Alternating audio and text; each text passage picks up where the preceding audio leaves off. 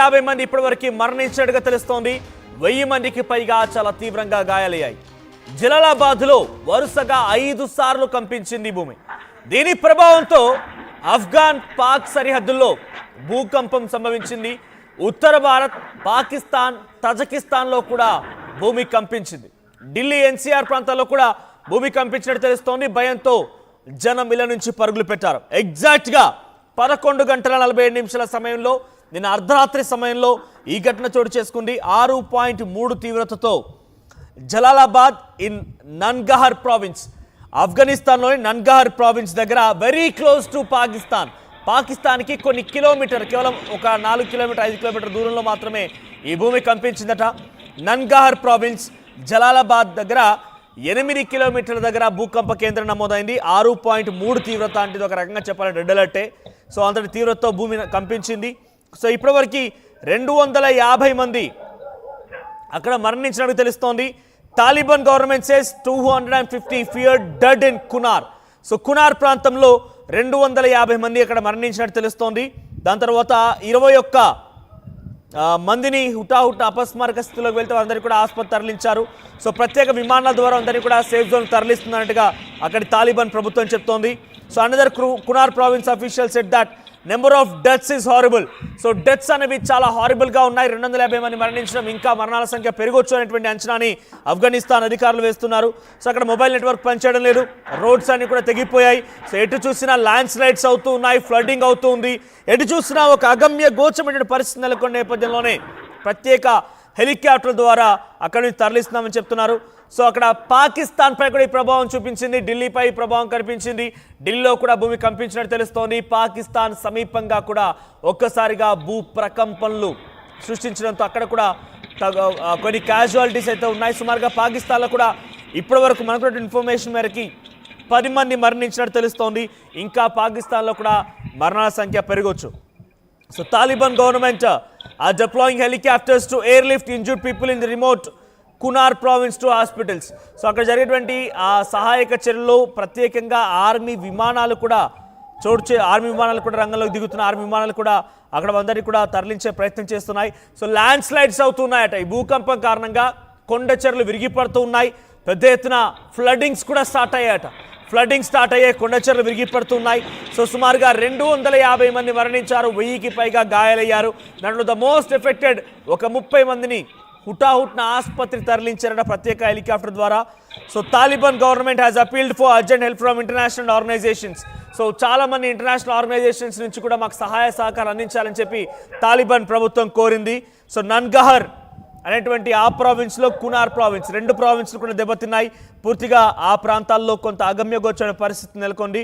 So చాలా మంది కూడా మాకు సహాయార్థం మెడికల్ స్టాఫ్ని కూడా అందించాలని చెప్పి తాలిబాన్ గవర్నమెంట్ అడుగుతోంది. ఇంటర్నేషనల్ లెవెల్లో ఉన్న మెడికల్ స్టాఫ్ని కూడా మాకు అందించండి అని అడుగుతోంది. సో అటు వాలంటీర్స్ చాలా పెద్ద మొత్తంలో హాస్పిటల్స్ చేరుకున్నారు, బ్లడ్ డొనేషన్ క్యాంప్స్ జరుగుతూ ఉన్నాయి. సో 90% కునార్ ప్రావిన్స్లో 90% మొత్తం కూడా కొండ చర్యలన్నీ విరిగిపడ్డాయట. Most of the damage from earthquake is believed to be found in Kunar province. Nearly 90% of the terrain it's mountainous. So Kunar ప్రాంతంలో 90% కొండ చర్యలు కూడా విరిగిపడుతూ ఉన్నాయని చెప్పి అక్కడ తాలిబాన్ ప్రభుత్వం చెప్తోంది. సో రోడ్స్ అన్ని కూడా ధ్వంసమైపోతూ ఉన్నాయి, రవాణా మార్గాలు లేవు, సిగ్నల్ కట్ అయిపోయింది, ఎక్కడ ఎవరున్నారని తెలుసుకోలేకపోతున్నాము. మల్టిపుల్గా ఈ ఎర్త్క్వేక్స్ రావడంతో కొంత తీవ్రమైన ఇబ్బంది కలిగిందని తాలిబాన్ గవర్నమెంట్ చెప్తోంది. Roads leading to the quake hits areas are very narrow and many of them have been blocked by landslides triggered by the earthquake. So earthquake కారణంగా అవన్నీ కూడా పూర్తిగా ధ్వంసమైపోయాట. సుమారుగా 2022లో కూడా ఈ మాదిరిగానే ఒక భూకంపం సంభవించింది. అప్పుడు సుమారుగా 1100 మంది మరణించారట.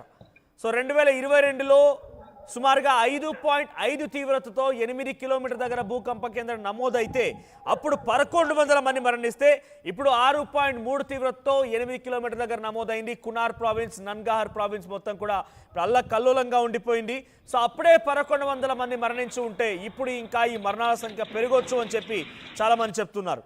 సో తెల్లవారుజామున 6 గంటల 30 నిమిషాల సమయంలో పెద్ద ఎత్తున అక్కడ సమీపమైనటువంటి వాలంటీర్స్ అందరూ కూడా రంగంలోకి దిగారు, సహాయక సిబ్బంది రంగంలోకి దిగింది. సుమారుగా ఇప్పటికే వందలాది మందిని కాపాడినట్టుగా చెప్తూ ఉన్నారు. So 6:30 AM in Afghanistan. తెల్లవారుజామున ఆఫ్ఘనిస్తాన్లో 6:30 సమయంలో హెలికాప్టర్లు రంగంలోకి దిగాయి.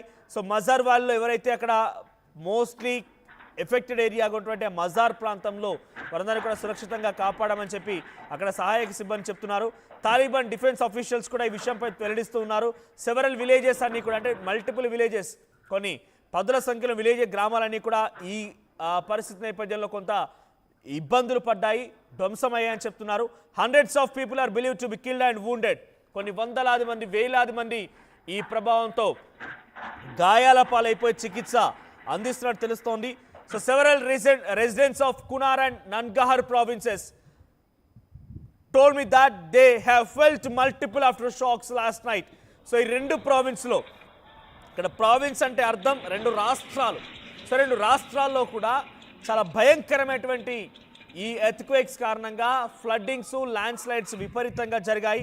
సో చాలా పెద్ద ఎత్తున అక్కడ మల్టిపుల్ షాక్స్, ఒకటి కాదు రెండు కాదు, చాలా సార్లు భూమి కంపించిందట.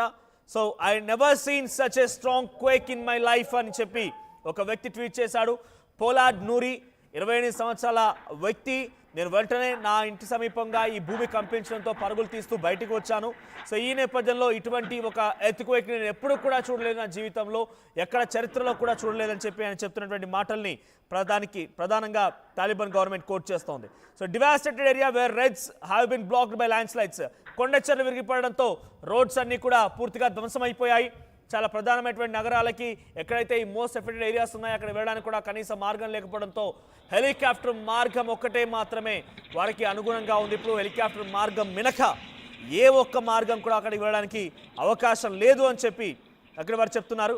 సో 2022 సంఘటన కూడా మరోసారి తాలిబాన్ గవర్నమెంట్ గుర్తు చేసుకుంటుంది. 2022లో ఇదే మాదిరిగా 5.5 తీవ్రతతో అప్పుడు కూడా భూకంపం సంభవిస్తే సుమారుగా 3000 మందికి చాలా తీవ్రంగా గాయాలయ్యాయి, 1100 మంది మరణించారట.